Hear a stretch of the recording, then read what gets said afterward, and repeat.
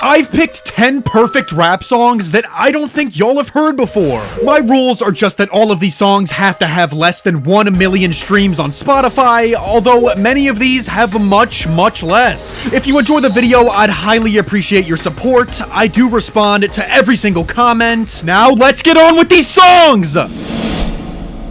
Set the truth to find the one you trust. I don't wanna Perry Mason is a New York rapper that focuses on deep topics like mental health and substance abuse. Something very notable about him is that he actually survived cancer. He had osteosarcoma, which is a type of bone cancer that formed in his left knee. Just from that alone, he's already an inspirational dude. Like, I don't even have to go to the song yet, and he's already motivating many to fight and win the battles that they're dealing with. It's beautiful. But yeah, To the Dust We Shall Return is the intro track to his 2024 album called Naked. The song expands and describes these ideas and sentiments that I've been mentioning. It's a track about how temporary life is and how one day it will run out. We all return to the dust. Yeah, it's one of those tracks, the kind where you listen to them at 2 a.m. in a pitch black room just staring at the ceiling like, God fucking damn it! It's emotional, that's what I'm trying to say. And my favorite part has to be the chorus. It's so powerful, and I loved the layered screams when he says, "Fuck this and fuck that, what?" It hits so unbelievably hard. It's like a crowd is yelling at you while you're on stage in front of 100,000 fucking people! The cinematic production was brilliantly done by Zion Cat, and it really helps add to the atmosphere. There's the beautiful female vocals humming in the back, paired with the crisp drums and those fun claps. It sounds really good, is what I'm trying to say here. It's only 2 minutes and 38 seconds long, so it's a quick listen with insanely good replay value. Definitely check it out if you haven't already. Cities Aviv is an experimental rap artist from Tennessee who is known for writing, rapping, and producing his own fantastic music. He has such a distinct sound with this heavily glitchy, malfunction-y type of atmosphere. It almost sounds like the songs lagged out midway through but just kept going. And I'm gonna tell you something about power approaches, but I don't want y'all to be scared, okay? Just bear with me. The song is 45 minutes long.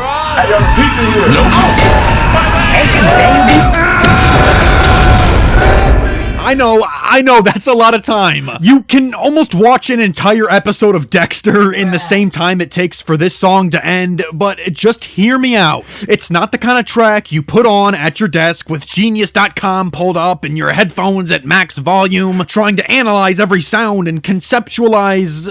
No. It's fantastic for a long walk, or while you're playing a game, or even just laying around. It creates such an amazing environment. Like I mentioned before, it's all experimental and glitchy, and a lot of people speculate that the track is about his struggles with mental health, and the sound definitely brings that feeling. It has a very depressing atmosphere with these low-key, calm, almost sad vocals the whole way through, and these pretty female vocal samples right here, and it also samples Marvin Gaye! Chef's kiss for that one. And if you like the track Solace by Earl Sweatshirt, just know that this feels very similar to it, just like a lot bigger of a track. And one of the most interesting things about this track is that it's labeled as drumless, and no, that doesn't mean that there are 0 drums at all. It just means that there's no real beat pushing it forward. The song, it just kind of moves on its own, like it's being taken by the fucking wind or something. It feels so natural. Anyway, listen to Power Approaches. I'm not asking you, I'm telling you. There is a test on it tomorrow, so study the fuck up. It's absolutely amazing. Thought I never see that county jail once more, but now I've been trying to figure out who made this song, but every time I ask anybody, they just tell me that they don't know, so I'm not sure who made it. For real though, IDK, short for Ignorantly Delivering Knowledge, is a British-American rapper and producer, and he just dropped an album like a week ago when this video comes out, and there was a song that I loved on there. Flocka featuring MF Doom. Now you can see why why I chose this song. Honestly though, the Doom feature is nothing crazy. He just does like half the chorus. He doesn't have any verses or anything. What actually makes the song stand out to me is the beautiful production done by Conductor Williams. There's the repetitive, powerful bass, the pretty, almost creepy keyboard, the really crisp drum loop, and those heavenly strings toward the end. It about makes me drop down to my knees and start fucking praying. The song is about IDK's struggle with prison and how difficult it is to get out of that cycle. But once you finally escape, what's next? It's nearly impossible to readjust and just act like nothing happened in life. It will always affect you. Also, I may be reading too deep into this, but Doom's vocals feel extra processed and almost robotic at some points. But to me, this felt like Doom was giving advice from the afterlife on how to survive prison, because yes, he did deal with incarceration at some point. So he's acting as a sort of guidance for IDK, leaning him in the right direction. Anyway, check this album out if you haven't already. It's one of my favorite albums of the year so far, and Flocka is definitely my favorite track off the project.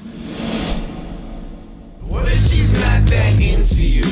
Maybe Charles Hamilton, no, not that Hamilton. It's this guy. He's a Cleveland rapper and producer known for his jazzy, lo-fi, pop, electronic mix of style. He really does it all. He also has like 250 fucking mixtapes. I don't know how many of these are real or not, but goddamn, there's a lot there. I can't listen to them all, so hopefully I chose a good song. Before I move on to the song though, I want to talk about the album cover for Well, Isn't This Awkward? I know, it looks like something I would cook up when I was like 9 years old on a school Chromebook on an app that I definitely shouldn't have downloaded. It's goofy, but don't let that scare you away from the music. It's actually very good and serious. In case it doesn't work out, for example, is the 11th and second to last track on the album. It's over 9 minutes of jazz rap mastery. It samples I Want to Thank You by Alicia Myers for the catchy little vocal loop, and it's just a love song about this girl, and the chorus is so memorable and almost creepy. It's sort of mimicking his own conscience, fighting back and telling him how crazy the premise of this song truly is. And randomly in the middle of the song, it just cuts to a jazzy piano solo. It's so heartfelt and clearly him pouring his soul out, because by the end of the track, his crush rejects him. I'm so sorry, man. I wish it didn't have to be like this. Yeah, don't mind the cover of this one. It's really strange, yes, but the music is good, I swear. Listen to In Case It Doesn't Work Out. Yo, there ain't no happy endings, cause nothing really ends. When you Substantial is a Maryland rapper known for his great flows and voice with a great storytelling ability. I don't have much more to say about him besides that he's great. I guess he's got a good beat selection too. He really knows what kind of beats to rap over. Speaking of that, Ain't No Happy Endings was produced by the one and only New Jabas. You know what that means. Flawless, clean, jazzy, lo-fi, laid-back production, polished chops, spotless drums. Everything about this just feels fancy, classy, and expensive. It's the 13th track off his 2001 debut album, and yeah, I know the title sounds so depressing. Ain't no happy endings? Like, god damn, holy fucking shit. It's not as sad as it sounds though. He's trying to say that instead of things truly ending, they turn into new beginnings. So hey, that's a positive way to look at things. Happy beginnings, not happy endings. I like it. Also, something to mention, Substantial sounds eerily similar to Outkast, more specifically Andre 3K on this track, and that is such an amazing compliment. He is one of my favorite rappers of all time, and just like Andre, he has a distinct, easy to understand voice with those quick and confident flows, and his storytelling is so easy to follow.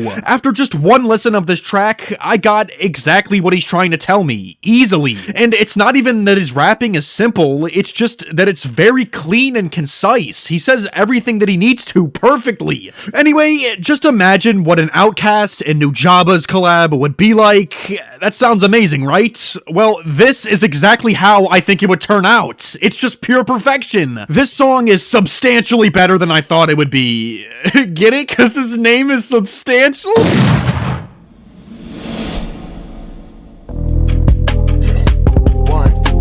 JPEG Mafia, I'm sure none of you have ever heard of him because he's very experimental and extremely underground, and you've definitely not heard of him. Anyway, 1539 North Calvert is a very experimental and underground track. Did I mention it's very experimental? This joke's been going on for too long. Next!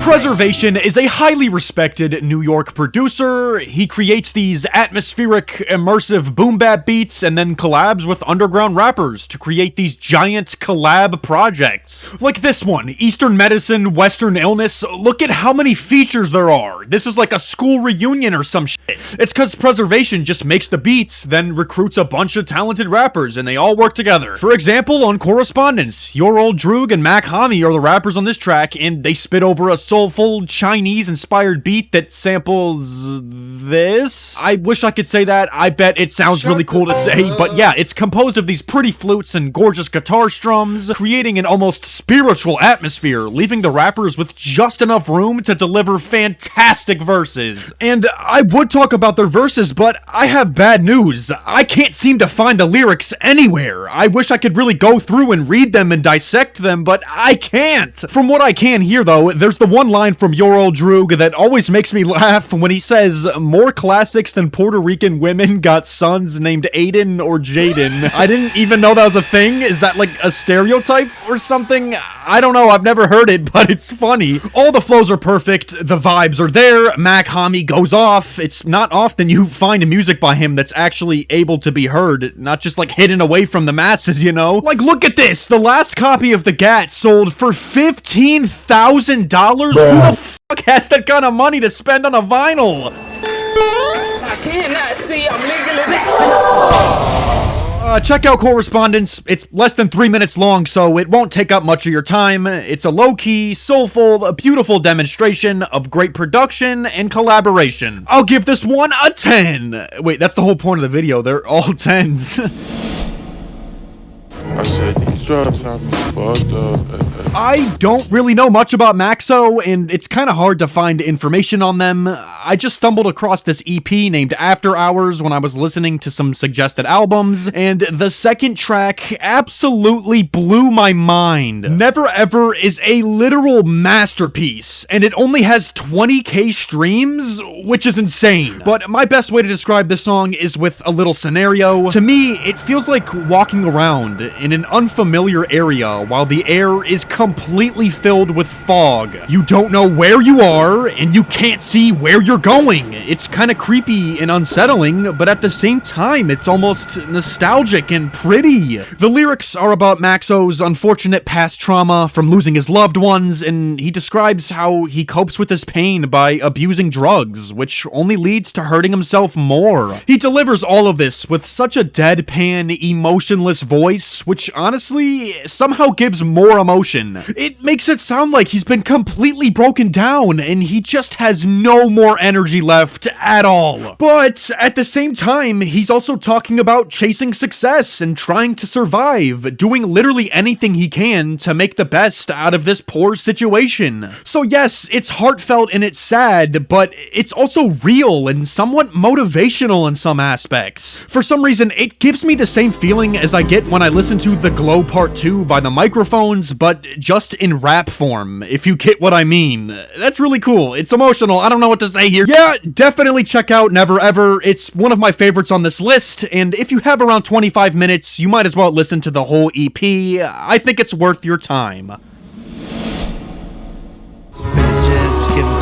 Can't wait to explain. Ka is an American rapper and producer who actually used to be a firefighter for New York City. Alright, that's absurd to me. He went from putting out flames to spitting fire on his own tracks, I guess. That's a dumb joke, but he's known for discussing very conscious topics, creating these conceptual albums while using his extremely technical and skilled lyricism abilities.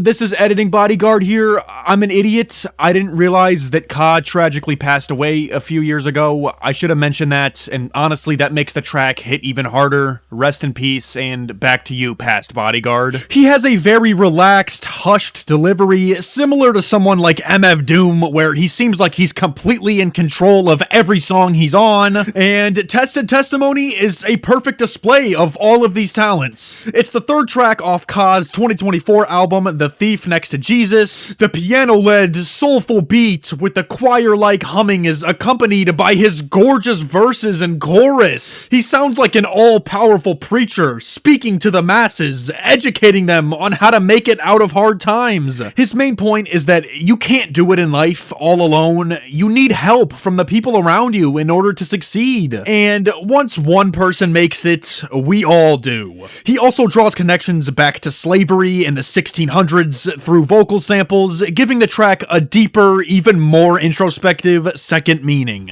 It's a quick track, barely crossing the 2-minute mark, but I really like that about it. It's like Ka shows up, gives his presentation in front of the class, then dips the fuck out. No filler, no time wasted, just pure and utter perfection. This is possibly the most accessible song on the list, and no, that's not because it's the worst or basic or anything negative, but just because it's super easy to listen to and enjoy. In the moonlight. New Orleans songwriter and rapper Cavalier. Now, I'll be honest, I don't know much about him, but he's the one on Lead Paint Test by Billy Woods and I Keep a Mirror in My Pocket by Arm & Hammer, so he's in that rap sphere. Moonlight Crush is one of my favorite modern abstract hip-hop tracks. It features Elucid and Quell Chris, and it was produced by Child Actor. It features a rumbling, subtle bass line in the back, plus a simple drum break, guitars, and a lot of interesting sounds that I can't quite make out what instrument it is. All three members deliver on their parts, but I do have to say that Elucid does the best here. His opening verse is powerful and immediately grabs your attention, and he also performs the chorus, which automatically gives him some extra points here. And the track is essentially about being overwhelmed by life. There's so much pressure, so many lies, and so much hardship that things can get stressful. But they focus on finding peace anyway. They're pretty much saying that yes, things will get hard, but that's no reason to give up. And I think the title of the track is trying to say that things are visible and clear like there's sunlight, but it's not warm and comforting, so it's moonlight. Metaphors, similes, whatever the fuck, it's cool. If you're a fan of Billy Woods, then I bet you'll love this track. It has the same heavy lyricism, unique flows, and abstract soundscape. It's fantastic all around. Trauma shrank yours, but our hearts are the same size, I promise. To finish things off, we have Akai Solo, a Brooklyn rapper, and although he's collabed with a lot of other people, he does stay true to his name, doing his own thing on his own course. He's fire, and I've been going through his music a lot recently. Why hasn't he blown up yet? Listen to him, please, y'all, you gotta hear this! There's so many of his tracks I could have chosen for this video, but it's hard to talk about, sticks out the most to me. First off, this track is not hard to talk about at all. It's fucking amazing. The production heavily reminds me of the track For Your Eyes Only by J. Cole, but there's no drums. It's just the jazzy horns and rhythms with a fantastic verse over it. Oh my god. Akai Solo's flow and voice is very similar to someone like Earl Sweatshirt. It's kind of messy and unstructured, but that makes it feel so unique and distinct to me. And he's talking about struggling with insecurities and immaturity within his relationship, even though he deeply cares for his partner. He just can't help it but sabotage himself. And as the track goes on, it seems like he gets more and more angry until the very end where he's almost yelling his verses. This is definitely the best moment of the track. Then his verse just cuts off randomly and abruptly. To me, it symbolizes unfinished or unresolved feelings, like he never got to truly express what he wanted to. I don't know, maybe it's not meaningful, but I thought it was. Yeah, I adore the simplicity of this track's beat and how Akai Solo slides over it like it's nothing. It gets me in my feels. Thanks for watching to the end. Comment celery if you're seeing this, and get the fuck out of here.